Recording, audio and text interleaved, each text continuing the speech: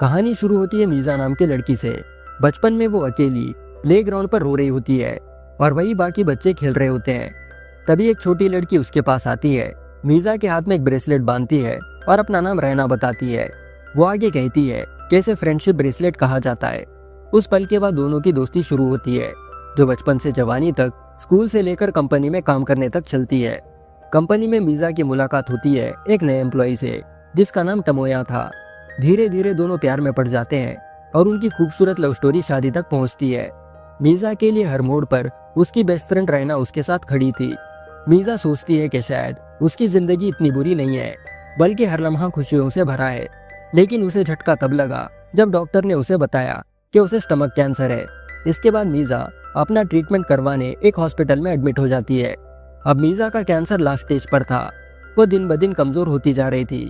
सिर्फ उसकी best friend Raina उससे हॉस्पिटल में मिलने आती, लेकिन दिल ही दिल में वो काफी अकेला महसूस करती है, क्योंकि उसका हस्बैंड एक बार भी उसे देखने के लिए नहीं आया था। यहाँ पर हमें पता चलता है कि मीजा के पिता की मौत उसके कॉलेज के दिनों में हो गई थी और माँ बचपन में ही उसे छोड़कर चली गई थी।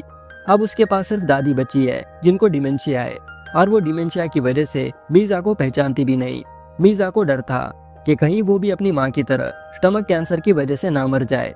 आगे डॉक्टर उसे एक दिन के लिए हॉस्पिटल से घर जाने की परमिशन देता है। मीजा डिसाइड करती है कि वो अपने हस्बैंड टमोया से मिलेगी, उसके लिए खाना बनाएगी और उसका ख्याल रखेगी। जब वो ग्रोसरी शॉपिंग कर रही होती है, उसे एक कॉल आता है, वो भी इंश्योरेंस कंपनी से। फोन पर बताया जाता है कि उसके इंश्योरेंस की बेनिफिशियरी उसके दादी से बदलकर अब उसके हस्बैंड टमोया के नाम कर दिया गया है। मीजा टमोया से मिलना चाहती थी, लेकिन टैक्सी का वेट करते वक्त उसका दर्द इतना बढ़ जाता है कि वो सीधी खड़ी भी नहीं हो पाती। तभी अचानक एक टैक्सी उसके सामने आकर रुक जाती है। उस टैक्सी की राइड मीजा को काफी अजीब लगती है, क्योंकि ड्राइवर उसे कहता है कि मीजा को लिफ्ट देना ये उसके किस्मत में लिखा था। और सबसे अजीब बात ये थी कि ड्राइवर जानता था कि मीजा को कहाँ जाना है, लेकिन मीजा ने अभी तक उस ड्राइवर का चेहरा नहीं देखा था। उसे लगता है जैसे ये ड्राइवर जाना पहचाना है। ड्राइवर कहता है कि उसे उसके मंजिल का रास्ता पता है। वो आगे कहता है कि तुम खिड़की के बाहर देखो, और मीजा जैसे ही बाहर देखती है वो हैरान रह जाती है। बाहर एक एक करके मौसम बदलते जा रहे थे। मीजा समझ नहीं पाती कि यहाँ पर हो क्या रहा है, पर उसके दिल को एक अजीब सा सुकून मिलता है। उतरते वक्त ड्राइवर उसे कहता है कि तुम ज्यादा चिंता मत करो, बहुत जल्द तुम्हारी जिंदगी में कोई आएगा जो तुम्हें सचमुच प्यार करेगा और तुम्हारी दुनिया ठीक करेगा। जब वो अपने अपार्टमेंट के पास पहुंचती है, ड्राइवर कहता है कि तुम पैसे मत दो, क्योंकि आज मेरा आखिरी दिन है। और मीजा उसकी आखिरी पैसेंजर। उसे वो बहुत सारी मिठाइयाँ भी देता है और वहाँ से चले जाता है। अपार्टमेंट पहुंचकर जैसे ही मीजा दरवाजा खोलती है, उसे एक औरत की आवाज सुनाई देती है, जो उसके हस्बैंड से बात कर रही होती है। टमोया पैसों के बारे में बात कर रहा होता है, जो नए साल तक उसे मिलने वाले हैं।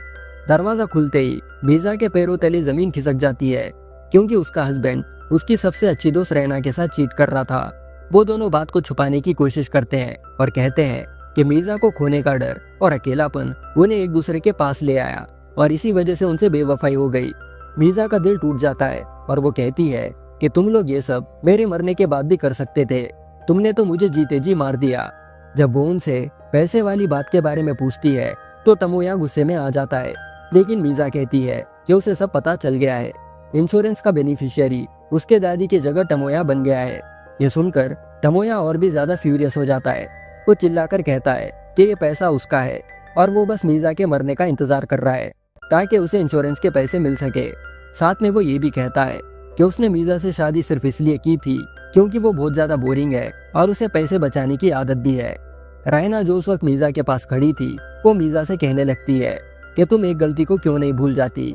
मैं तो तुम्हारी एक ही दोस्त हूँ, जो हमेशा तुम्हारे साथ खड़ी होती हूँ जब कभी तुम अकेली या बीमार होती हो। जिस पर मीजा जवाब देती है कि यही तो एक दोस्त का फर्ज है, जो इंसान से प्यार करता है और उसके साथ खड़ा रहता है। ये सुनकर रैना अपना असली चेहरा दिखाती है। वो मीजा से कहती है कि उसने कभी उसे अपना दोस्त नहीं माना, बल्कि उसे मीजा से घिन आती है। उसे मजा आता है जब मीजा अकेली दुख सह रही होती है, बिना किसी सहारे के और सपोर्ट के। वो दोस्ती का दिखावा करती थी ताकि मीजा को ये लगे कि वही उसकी एक अच्छी दोस्त है जो उसकी कदर करती है। ये सुनकर मीजा अंदर से हिल जाती है, क्योंकि जिस लड़की को उसने जिंदगी भर अपना इकलौता दोस्त समझा, वो इतनी ज्यादा विशियस और छुपी दुश्मन निकली। मीजा उन दोनों को धमकाती है कि वो उनकी इंश्योरेंस फ्रॉड वाली हरकत को एक्सपोज करेगी और घर छोड़ देगी, लेकिन टमोया गुस्से में आकर उसके पीछे भागने लगता है। वो मीजा के हाथ से फोन छीनने की कोशिश करता है जब वो इंश्योरेंस कंपनी को कॉल करने की कोशिश कर रही थी। इसी बीच टमोया उसे मारकर उसका बैग नीचे गिरा देता है, जिसमें से कुछ चिट्ठियां नीचे गिर जाती है। ये वो गुड बाय लेटर्स थे जो मीजा ने अपने हस्बैंड और बेस्ट फ्रेंड के लिए लिखा था। उन चिट्ठियों से पता चलता है कि मीजा टमोया से कितना प्यार करती थी, और तो और वो उसे एक अच्छा पति भी समझती थी। वही रैना को भी वो एक लॉयल दोस्त मानती थी जो हमेशा से उसके बुरे वक्त में उसके साथ खड़ी थी। लेकिन अब उसे लगता है जैसे जिंदगी ने उसके साथ एक बहुत ही भद्दा मजाक किया हो। अब वही अच्छा पति पैसों के लिए उसका गला दबाकर उसे मारने की कोशिश करता है। तभी रैना उसे बिल्डिंग से धक्का देकर उसे मौत के घाट उतार देती है। रैना की हरकत देखकर टमोया भी एक पल के लिए शॉक हो जाता है, लेकिन तुरंत रैना जोर जोर से चिल्लाने लगती है और दिखावा करती है कि मीजा खुद बिल्डिंग से कूद गई। अपनी आखिरी सांस लेते वक्त मीजा सोचती है कि उसने हमेशा माना कि उसकी जिंदगी अच्छी थी, वो भी बिना बुरे लम्हों के। अपनी आखिरी सांस लेते वक्त मीजा सोचती है कि उसने हमेशा माना कि उसकी जिंदगी अच्छी थी, लेकिन असल में उसने कभी अंदर से खुशी महसूस ही नहीं की। मरने के पल में उसका सिर्फ एक ही अरमान होता है कि काश उसे एक और मौका मिलता जीने का।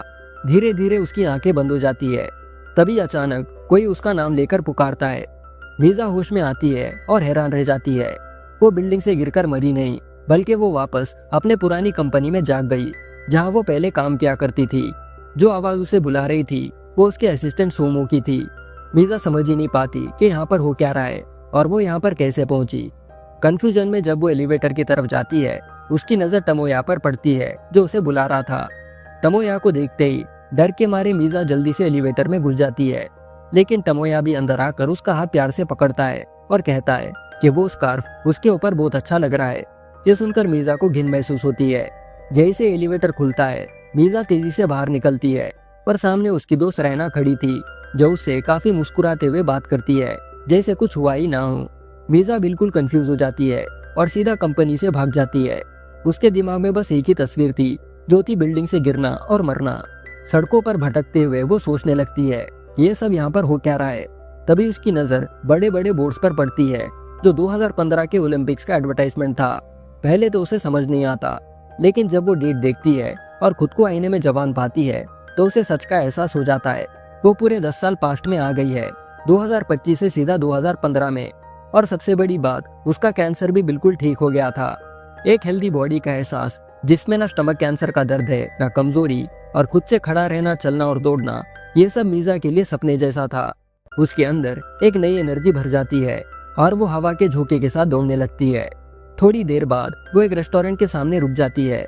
बहुत दिनों बाद उसे तगड़ी भूख लग रही थी और वो इस रेस्टोरेंट में पेट पूजा करने की सोचती है।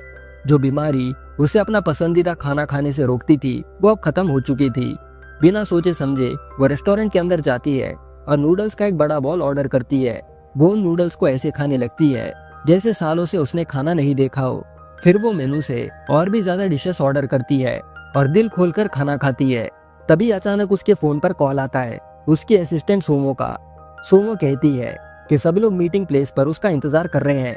तभी मीजा को याद आता है कि कंपनी की आज एक बहुत इंपॉर्टेंट मीटिंग है जिसमें उसे एक नया प्रोडक्ट प्रेजेंट करना है और प्रेजेंटेशन देने की जिम्मेदारी उसी की है।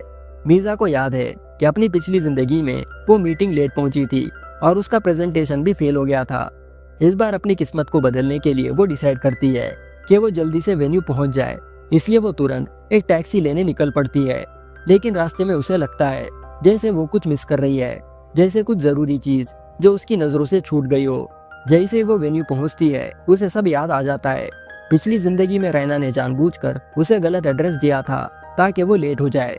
तब मीजा ने उसे अपनी इकलौती बेस्ट फ्रेंड समझा था, बिना जाने के वो असल में कैसी इंसान है।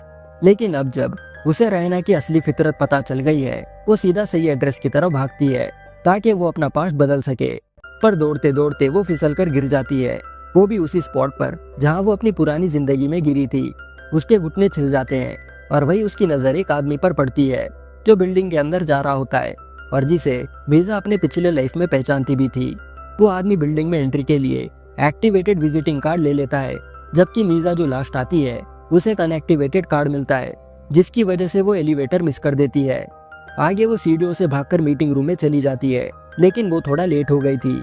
इस बार वो अपना दूसरा मौका खोना नहीं चाहती थी, इसलिए मीजा रिसेप्शन पर उस आदमी से पहले पहुंचती है और एक्टिवेटेड कार्ड ले लेती है। जल्दी से एलिवेटर में घुसने की कोशिश में वो एक आदमी से टकरा जाती है जिसका नाम वाटरू था। मीजा तुरंत माफी मांगती है और बहुत एम्बैरेस्ड फील करती है, जबकि वाटरू कैजुअली कमेंट करता है कि मीजा का स्कार्फ उस पर सूट नहीं कर रहा। मीजा को पता चलता है कि वाटरू असल में प्लानिंग डिपार्टमेंट का हेड है, वो भी उस कंपनी में जहां वो काम करती है। मीजा ने पहली बार वाटरू को देखा था। इस बार बिना दिक्कत के वो मीटिंग हॉल तक पहुंच जाती है। उसे याद आता है कि अपनी पिछली जिंदगी में उसका प्रेजेंटेशन बिल्कुल ठीक नहीं था। क्लाइंट्स ने उसके प्रपोजल को रिजेक्ट कर दिया था। इस बार वो जल्दी से कह देती है कि बबल मिल्क टी अगले कुछ सालों में सुपर पॉपुलर होने वाला है जब कोविड पैंडेमिक आएगा। लेकिन 2015 के लोगों के लिए बबल मिल्क टी एक बिल्कुल नया प्रोडक्ट था जिसमें उन्हें ज्यादा अट्रैक्शन नहीं लगता और कोविड का मतलब भी उन्हें समझ नहीं आता। आखिर में उसका प्रपोजल इस बार और भी जल्दी रिजेक्ट हो जाता है, पिछली जिंदगी से भी फास्ट। लेकिन जो बात मीजा नहीं जानती थी वो ये थी कि बबल मिल्क टी ने वाटरू का ध्यान अपनी तरफ खींच लिया है। बाद में रायना मीजा के पास आती है माफी मांगने के लिए, क्योंकि उसने गलत एड्रेस दिया था। अपनी पिछली जिंदगी में मीजा हमेशा रायना को एक असली दोस्त मानती थी, इसलिए उसने कभी उसकी इस गलती को सीरियसली नहीं लिया। लेकिन अब जब मीजा को रायना का असली चेहरा पता चल गया था, उसे रायना की दिखावटी दोस्ती और अपनी बेवकूफी समझ में आ जाती है। रायना सोच रही होती है कि मीजा हमेशा की तरह उसकी माफी को एक्सेप्ट कर लेगी और बोलेगी कि ये गलती उसकी नहीं थी। पर इस बार मीजा बिना कुछ कहे सीधा वहां से चल देती है और ये देखकर रायना खुद शॉक हो जाती है। 10 साल पास्ट में वापस आने के बाद मीजा को अपने कॉलेज के दिनों की एक छोटी सी मिठाई की दुकान याद आती है जहां वो अपने पापा के साथ जाया करती थी। ये वही जगह थी जहां उसने अपने पापा के साथ बहुत प्यारी यादें बनाई थी उनके गुजरने से पहले। अपनी पहली जिंदगी में उसने देखा था कि ये शॉप दिसंबर 2015 के एंड तक बंद हो जाएगी, जिस वजह से वो उदास भी हो गई थी।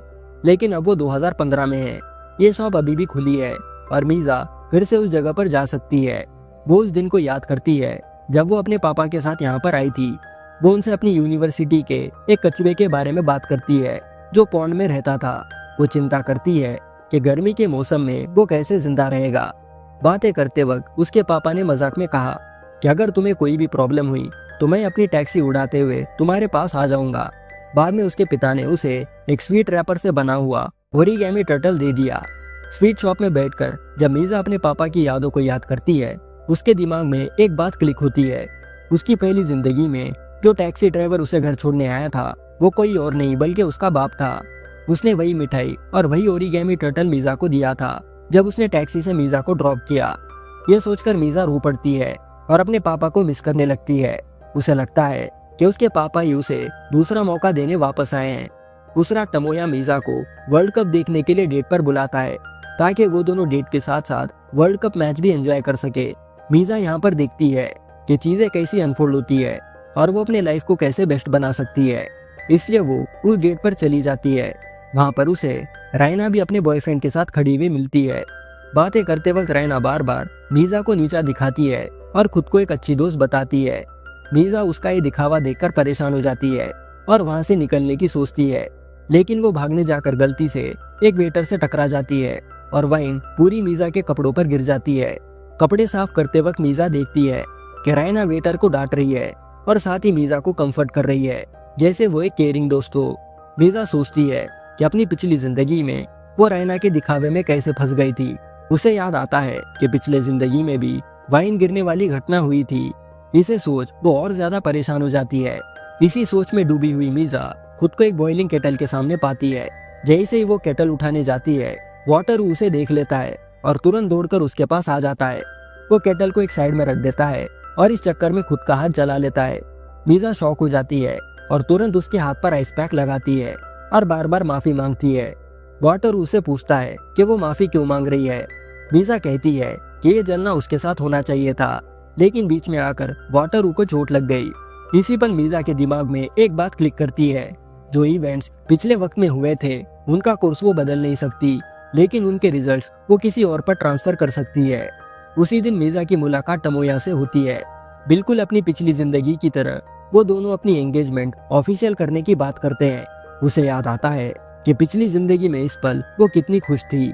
उसे लगा था कि उसे अपना सच्चा प्यार मिल गया है, लेकिन इस बार मीजा टमोया का प्रपोजल सिर्फ रिवेंज लेने के लिए एक्सेप्ट करती है। वो रायना को अपनी एंगेजमेंट के बारे में बताती है, दिखावा करते हुए कि वो अभी भी टमोया से प्यार करती है। मीजा एक बोल्ड डिसीजन लेती है। अगर वो अपनी किस्मत को बदल नहीं सकती तो वो अपनी जगह रायना को खड़ी कर देगी। इस जिंदगी में मीजा चाहती है कि रायना टमोया से शादी करे और उसी दुख दर्द को एक्सपीरियंस करे जो मीजा ने किया था। जब मीजा अपना रिवेंज प्लान सोच रही होती है और उन दोनों को अपने बिना दूर जाते हुए देखती है, तभी एक और इंसान उसे दूर से देख रहा होता है और वो कोई और नहीं बल्कि वाटरू था। अब सीन शिफ्ट होता है पास्ट में, जहाँ हम वाटरू को उसके कॉलेज के दिनों में देखते हैं। वहाँ उसकी मुलाकात मीजा से होती है, जो अपने यूनिवर्सिटी के पॉन्ड में छोटे से टर्टल को देख रही थी। मीजा टर्टल से कहती है कि उसे चिंता है कि कई गर्मी के मौसम में जब पॉन्ड सूख जाएगा तब ये छोटा टर्टल कैसे बचेगा। हर दिन वाटरू अक्सर मीजा को पॉन्ड के पास देखने लगा था, जो वहाँ उस टर्टल से बात करने लगी थी। यही सब देखकर वाटरू का इंटरेस्ट मीजा में बढ़ने लगा था, लेकिन मीजा को उसकी कोई परवाह नहीं होती। उसके लिए वाटरू सिर्फ एक स्टूडेंट था जो यूनिवर्सिटी में पढ़ने आया था। बाद में हमें पता चलता है कि वाटरू अपना रिसर्चर बनने का सपना छोड़ अपने पिता के साथ ओवरसीज जाने का फैसला किया। जब वो कॉलेज छोड़कर जा रहा था तभी अचानक उससे कोई टकरा गया। वो कोई और नहीं बल्कि मीजा थी। मीजा तुरंत माफी मांगती है और बस स्टॉप की तरफ दौड़ती है। वाटरू नोटिस करता है कि मीजा रो रही है, लेकिन वो कुछ नहीं कर पाता, बस उसे बस में जाते हुए देखता है। उसी दिन मीजा के पापा की डेथ हो गई थी और उसने अपने पिता का फ्यूनरल किया था। कुछ दिनों बाद मीजा अपने यूनिवर्सिटी के पॉन्ड के पास जाती है और देखती है कि पूरा पॉन्ड सूख गया है। मीजा की दुनिया में वाटरू हमेशा एक साइड कैरेक्टर था, लेकिन उसने हमेशा से कॉलेज के दिनों से मीजा को पसंद किया। जब मीजा ने उसकी कंपनी में इंटरव्यू दिया तब वाटरू उसे वहां पर देखकर बहुत खुश हुआ। वो हमेशा ऑफिस में मीजा को नोटिस करता था जब वो काम करती थी, लेकिन मीजा की दुनिया में उसकी नजर सिर्फ रायना और टमोया पर थी। सब कुछ ऐसे ही था जब तक कि मीजा एलिवेटर में उससे टकराई नहीं थी। उसी दिन से मीजा उसकी प्रेजेंस फील करने लगी थी, और जब उसने मीजा को बॉइलिंग वाटर से बचाया तब वाटरू को लगा कि उसकी प्रेजेंस धीरे धीरे मीजा को महसूस हो रही है। एक दिन ऑफिस आते वक्त मीजा वाटरू को देखती है और उसे ग्रीट करती है। वाटरू भी ग्रीट करता है, लेकिन नर्वस होकर तुरंत आगे बढ़ जाता है। तो दोस्तों, ये था इस सीरीज का पार्ट 1।